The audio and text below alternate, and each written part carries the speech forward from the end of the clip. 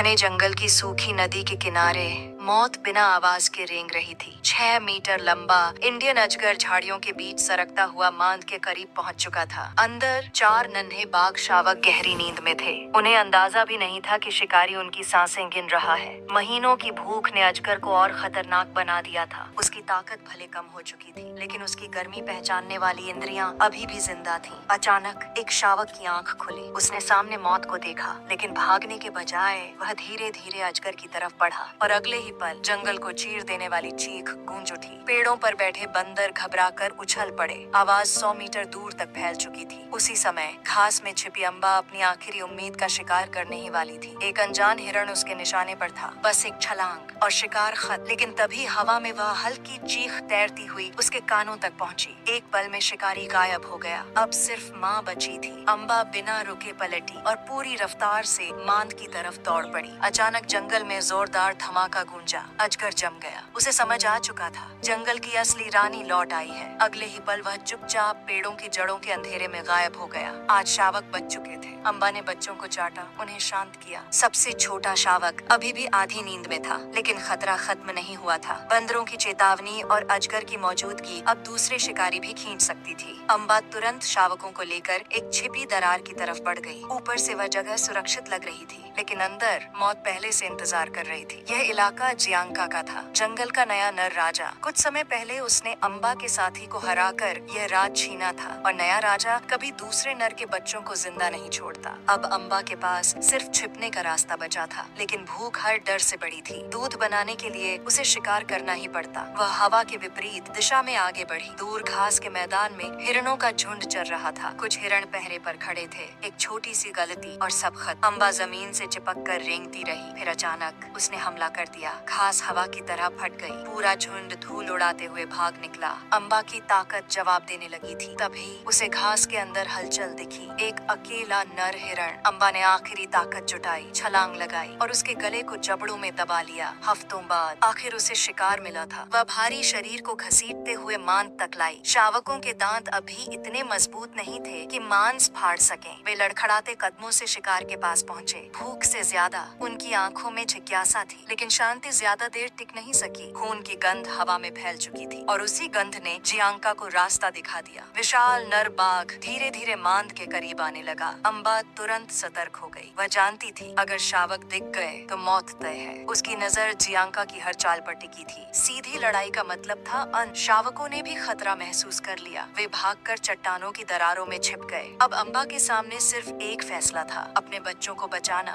या शिकार बचाना। कुछ सेकंड की खामोशी के बाद अम्बा पीछे हट गई। जियांका ने बिना देर किए शिकार पर कब्जा कर लिया। उसके लिए यह आसान जीत थी, लेकिन अम्बा के लिए खाना कभी भी बच्चों की जान से बड़ा नहीं था। जब नया राजा वहाँ से चला गया, तब तक यह इलाका पूरी तरह असुरक्षित बन चुका था। उस रात अम्बा ने अपने चारों शावकों को साथ उठाया और एक बार फिर जंगल की अंधेरी दुनिया में निर्वासन का सफर शुरू हो गया।